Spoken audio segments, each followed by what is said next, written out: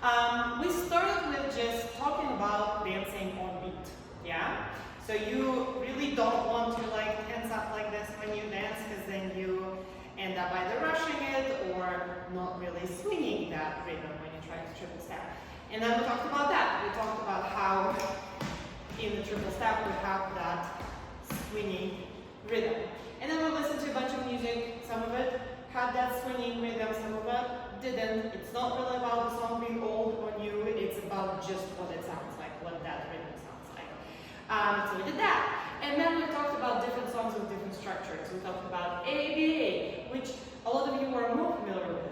And then we talked about blues and how somehow people maybe start exploring it a little bit later when they take classes, but it's also really, really fun, and there are different types of blues structures. Some of them just continue 6/8. Some of them have that little bit of a phrase, then it repeats, then it's something else. Some of them have a 2/8 break, and then 4/8 chunk.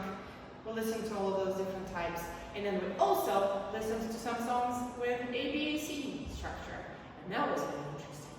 You should have been there, we danced a bunch, we listened to lots of music, and my advice to you at the end was to always have your favorite song right now. The song you're really, really vibing with, because you're like really getting into, like really intimate with that song structure and how it sounds and all of the cool things it does. But yeah, that was that.